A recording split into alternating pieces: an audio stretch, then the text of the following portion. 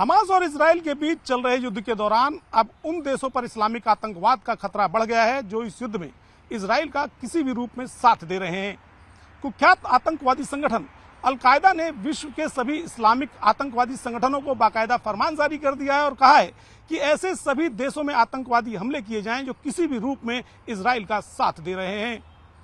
आतंकवादी संगठन अल-कायदा ने इस बाबत जो फरमान जारी किया है उसमें उसने ब्रिटेन पर टिप्पणी करते हुए कहा है कि ब्रिटेन बहुत ही विचित्र परिस्थितियों से गुजर रहा है लेकिन अपनी हरकतों से बाज नहीं आ रहा है। साथ ही उसने अमेरिका पर भी टिप्पणी करते हुए कहा है कि अमेरिकी राष्ट्रपति वर्तमान में सबसे कमजोर शख्सियत में से एक हैं। जो अमेरिका की सबसे कमजोर शख्सियत मानी जाती है वो अमेरिकन राष्ट्रपति हैं। इस तरह की टिप्पणी अल-कायदा ने अपने इस बयान में की है। अल-कायदा ने साफ तौर पर कहा है कि जो भी देश इजराइल का साथ दे रहे हैं, चाहे वो किसी भी रूप में दे रहे हैं, उनके यहाँ आतंकवादी हमले किए जाएं, उनके फौजी प्रतिष्ठानों पर, उनके मासूम निर्दोष नागरिकों पर आतंकवादी संगठन हमला करें जिससे वे इजराइल का साथ ना दें। साथ ही आतंकवादी संगठन अल-कायदा ने यह भी कहा है कि फिलिस्तीन के और हमास के लोगों का विश्व का मुस्लिम समुदाय उनके साथ योगदान करे और इस योगदान के तहत वो उन्हें धन, आर्थिक मदद और जीवन के साथ उनकी मदद करे। यानी उसके कहने का मतलब है कि हमास के लिए जो विश्व के मुसलमान हैं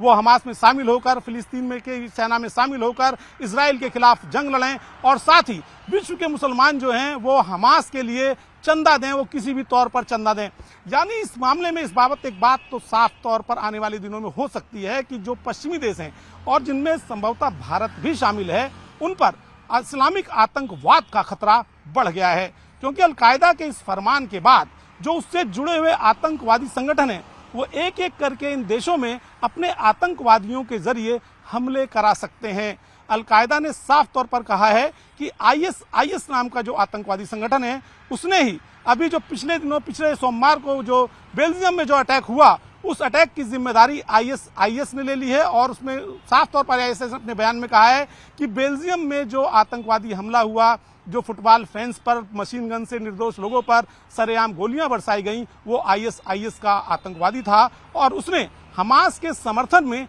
पश्चिमी देशों के गठबंधन के खिलाफ ये हमला किया था। यानी ये हमला एक तरह का संकेत है कि आने वाले दिनों में इस तरह के हमले ब्रिटेन, जर्मनी, अमेरिका और हो सकता है भारत भी उनमें शामिल हो, वहां पर इस्लामिक आतंकवाद की घटनाएं बढ़ सकती हैं। सबसे बड़ी महत्वपूर्ण बात यह है कि आतंकवादी संगठन इस जंग के पीछे उन देशों को टारगेट करना चाहते हैं जिनसे वो किसी ना किसी रूप में खुंदक खाते हैं और जिनका मानना है जो आतंकवाद के खिलाफ हैं उनके खिलाफ उनकी जंग जारी रहेगी। यानी कि वहां पर वो आतंकवादी हमले करते रहेंगे। वो नहीं चाहते कि आतंकवाद किसी भी तरह से दुनिया से खत्म हो। और हमास और इजराइल के बीच जो युद्ध चल रहा है उससे एक बात तो साफ तौर पर एक बात सामने आ रही है कि आने वाले दिनों में इस्लामिक आतंकवाद का खतरा और बढ़ जाएगा क्योंकि इस युद्ध के दौरान कई बच्चों के बाप मर रहे हैं,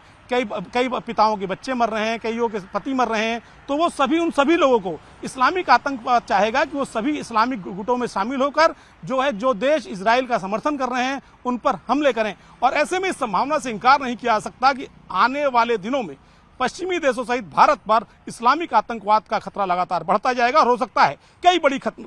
बड़ी घटनाएं आने वाले दिनों में सामने आएं।